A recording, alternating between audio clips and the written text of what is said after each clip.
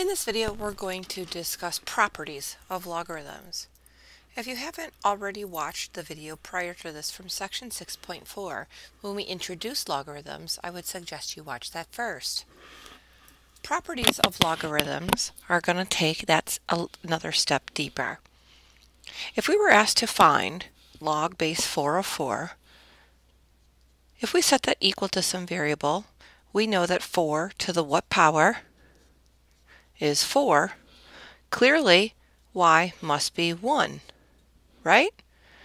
So anytime we want to find log base 4 of 4, if the base and the value match, that means the power must be 1. So in general, when the base and the value are equal, that means the power must be 1.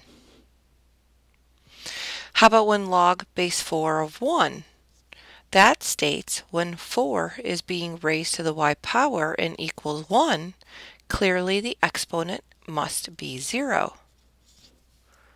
So when any base is being raised to a power and that value is equal to 1, that means the exponent must be 0.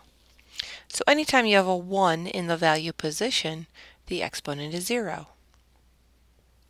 So if I asked you to find this value right here, which is 4 to the power of log base 4 of 2, what we could do is we could write this as a logarithm. Since this is an exponential function, let's first write this as in logarithmic form. In logarithmic form, we state that the exponent equals the log of the base of the value. And when we look at it this way, we can see that they are identical except for these values here.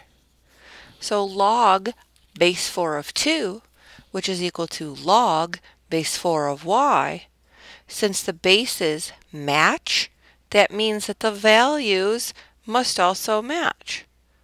So y is 2.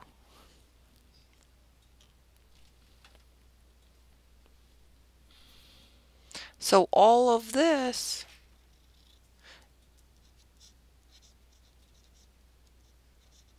is equal to 2. So if we wanted to write a general rule for that, you could see that when the base matches the base of the log that's in the exponential field, see that those match, this base and this base?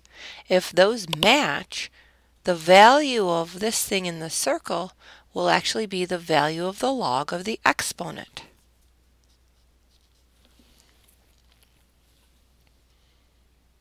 Let's try this again. Let's solve for this, which is in logarithmic form. Let's put it in exponential form to try to solve. This is stating the base 4 raised to the power of y is equal to the value of 4 squared. Well, clearly y is 2. So that means all of this equals 2.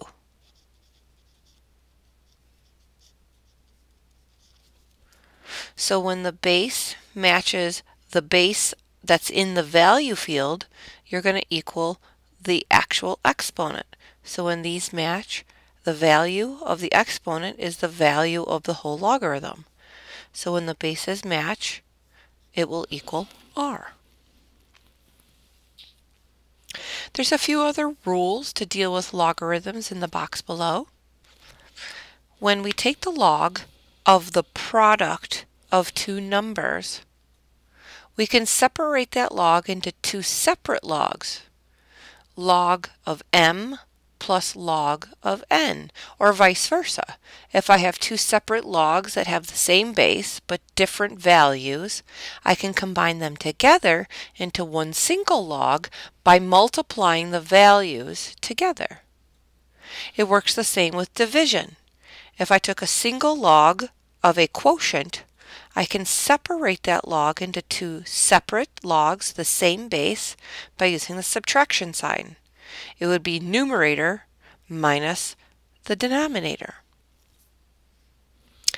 One last important, very important rule about logs says that when you take log of a base of any value that has an exponent, it turns out that that exponent can actually be written in front of the log as an r times log base a of m.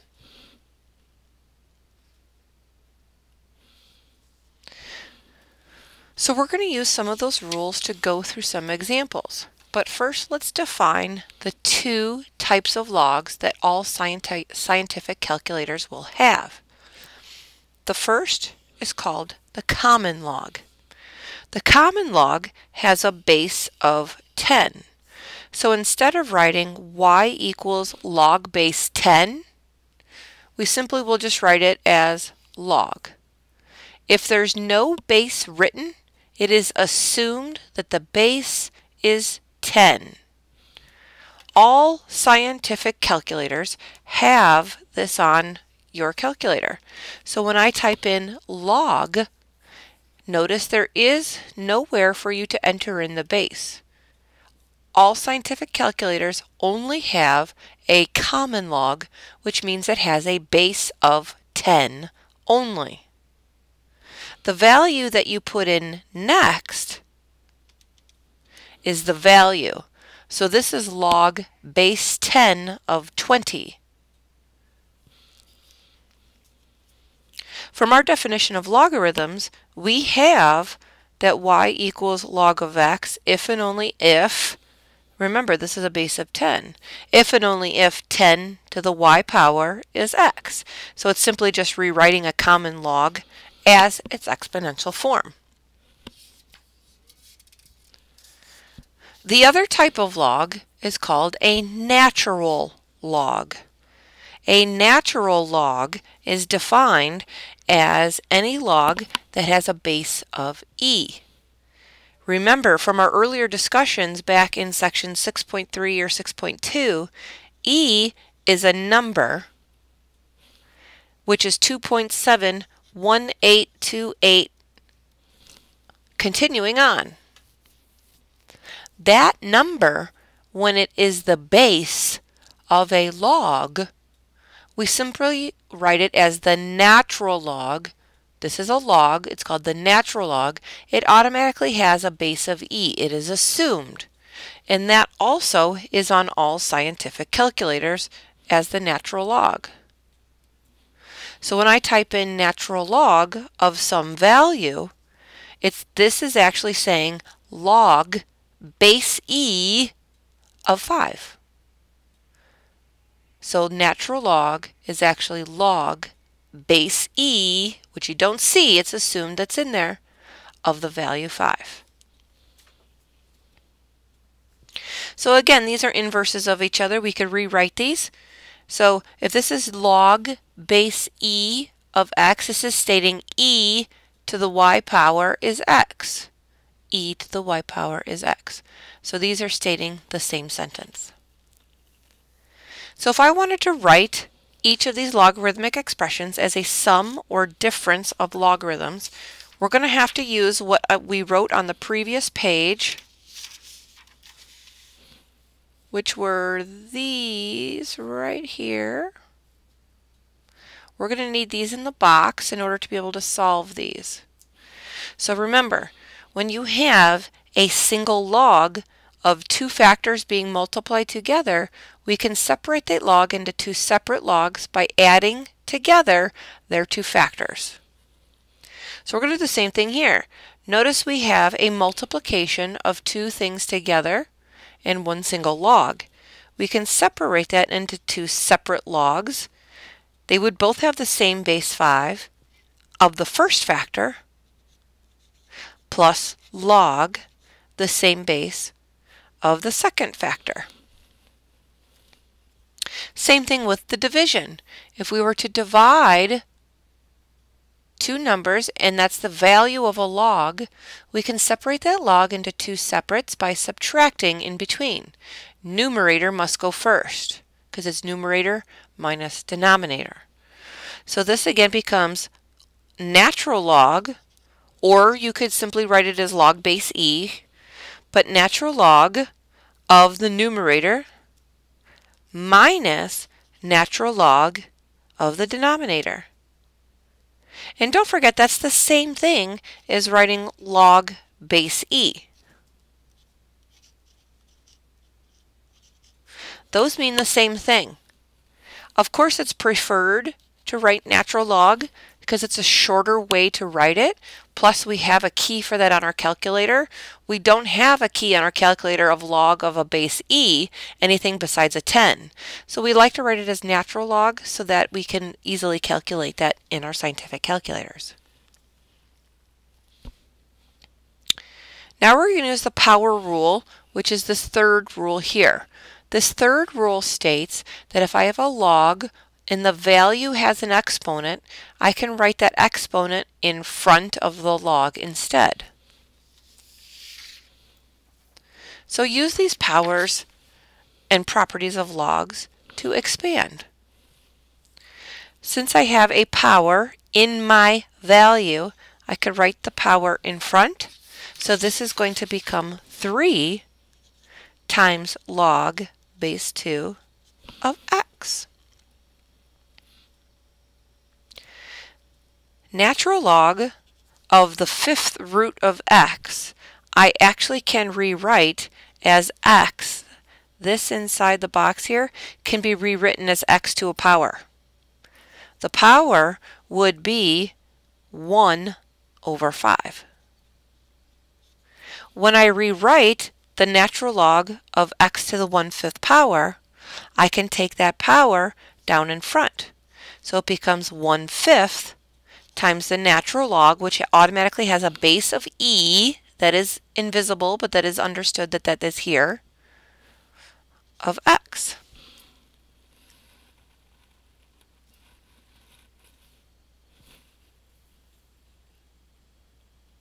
Let's take it a little bit deeper. Now we have a single log.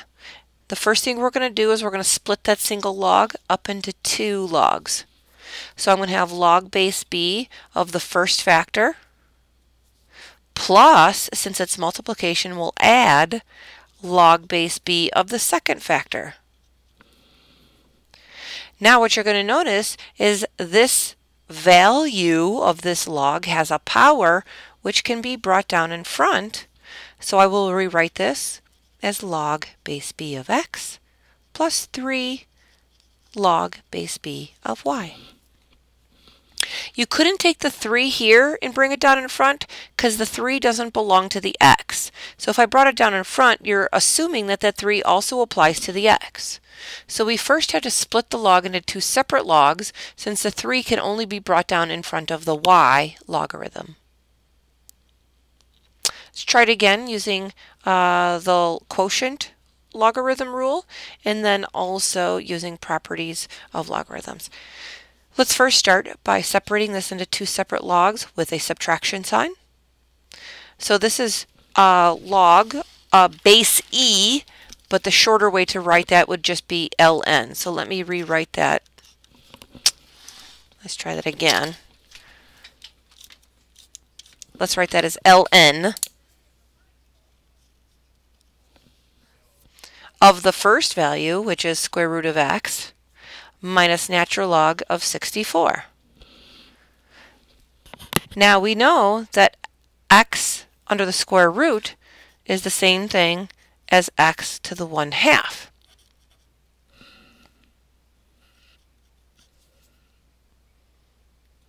So we're going to bring that 1/2 down in front, and this becomes 1/2 natural log x minus natural log 64.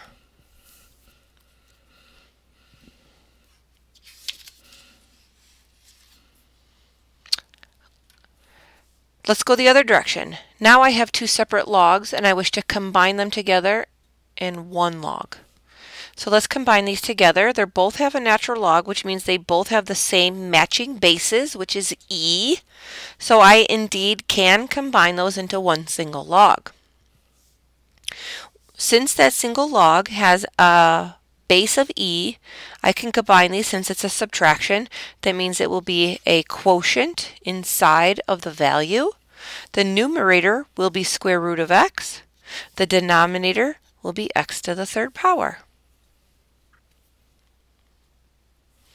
Again, these logs have the same base, so that means I can combine these together into one single log that has the same base. When I do that, since these logs were being added, that means I'm going to multiply the first part times the second part or value. If I wanted to distribute that, I could get rid of a set of parentheses inside, because x squared minus 1 times x plus 1 becomes x to the third plus x squared minus x minus 1. Here we could do the same thing, but we have to reverse first the power. So the first thing we're going to do is we're going to take this value in front, and we're actually going to make that the exponent. So this first becomes log base 3 of u to the squared power minus log base 3 of v. Then we can combine those logs together in one single log of base 3. Since it's subtraction, that means u squared goes on top with v on bottom.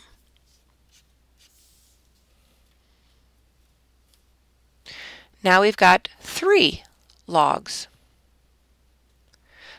We're going to work left to right. So first, let's add these 2 logs together by creating one single log by multiplication. So this is x times x plus 1.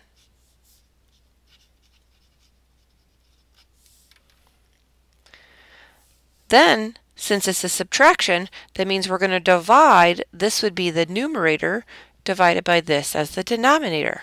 So it becomes log base 3 of this is the numerator.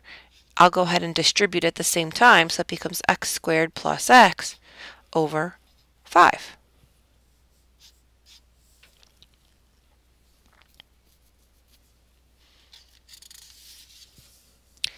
But caution, there are a few common errors that students will make when doing logarithmic substitutions. First, this log of m plus n is not log of m plus log of n. The correct way to write this would be log base a of m times n equals log base a of m plus log base a of n. So the problem with this expression was the addition sign. It must be multiplication inside the logarithm. Next, same issue will apply here. When I subtract the log of m minus n, it does not equal log of m minus log of n. This is supposed to be divided by.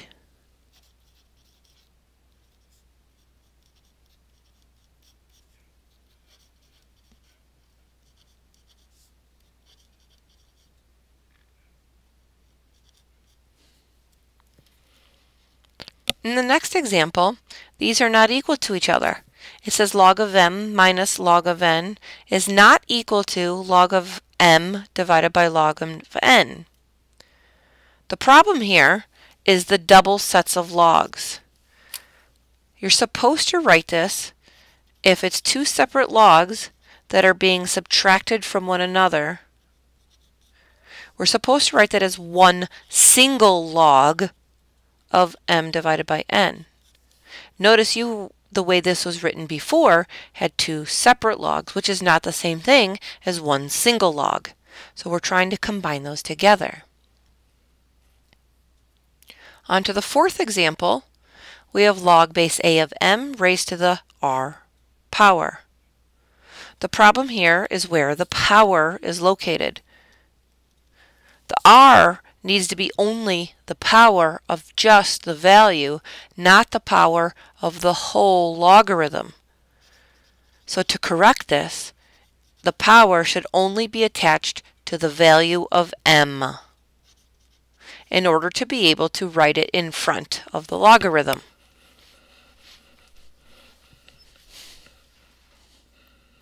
And lastly, logarithm of a to the n m r to the r power is not equal to r in front.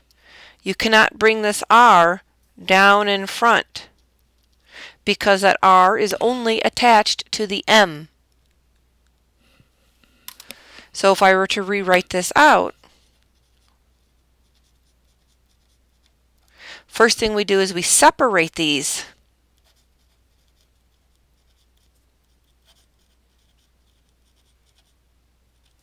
Then we bring the r down in front of just the m term.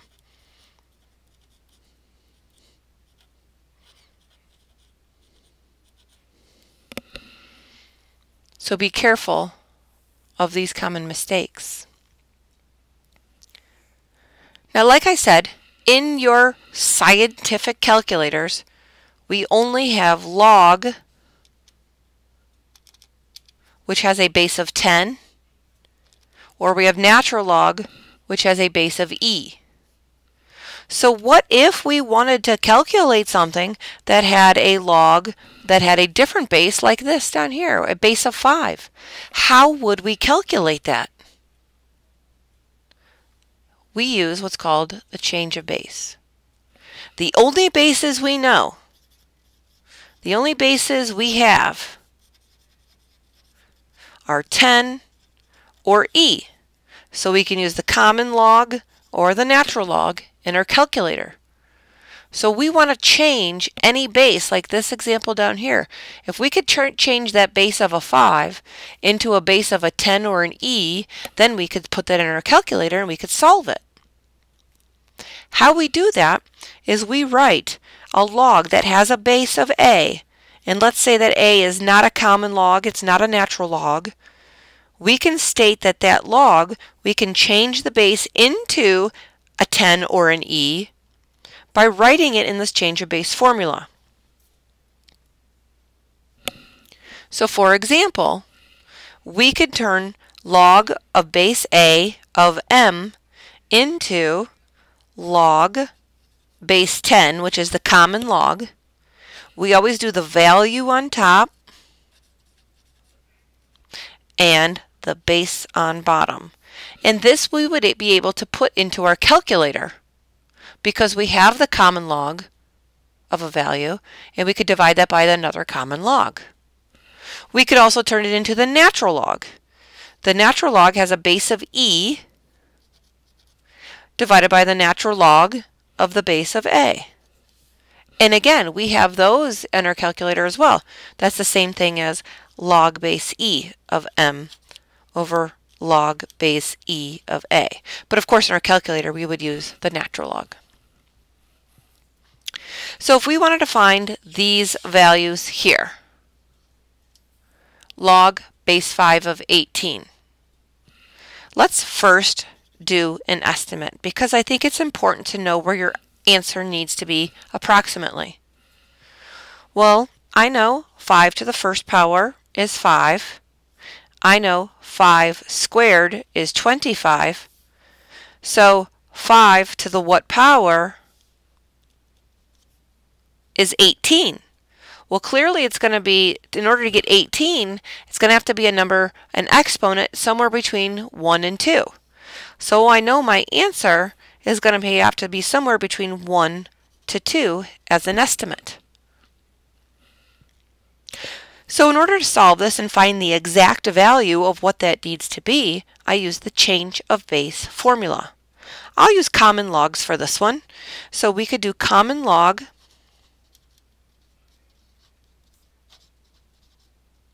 of the value 18 divided by common log of the base of 5.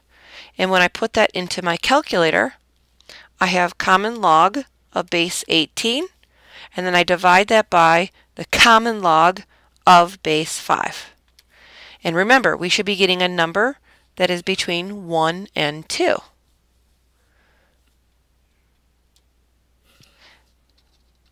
.796. We could do it with natural logs as well. If I turned these common logs and I made them natural logs, so for example, if I made these both natural logs instead, we'd get the same answer. Natural log of 18 divided by natural log of 5, we get the same answer. So it wouldn't matter if you picked a common log or the natural log, as long as you put the value over the base, you'll get the correct answer. Let's try another one. Log of base 1/5 of 15. First, let's do an estimate. 1/5 to the first power is 1/5. I've got to make this bigger, so I'm going to have to make this negative. 1/5 to the -1 power is 5. 1/5 to the -2 power is 25. So in order to get 15, which is somewhere between 5 and 25, my exponent's going to have to be somewhere between -1 to -2.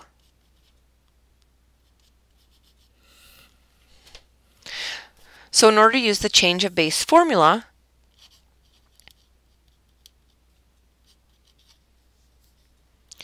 I would do common log of the value 15 divided by common log. Again, we don't have to write 10s here. It's understood if you don't write 10 that it is the common log. But we would write common log of the base, which is 1/5. And when I put that into my calculator, I have common log of 15 divided by common log of 1/5, and we get approximately -1.683, which is exactly what we decided it should be in between based on our estimate. And again, we could use, if we decided to use natural logs instead, that will also work. So we could do natural log of 15 divided by natural log of 1/5, and you get the same value. Now if you have a bigger calculator, bigger calculators will have sometimes bases in them. For example, this one does have a base as part of its function, so I would be able to calculate that directly without having to do the change of base. So I could calculate this guy, log of 1/5, I'll just put in 0.2 there because it's easier, of 15,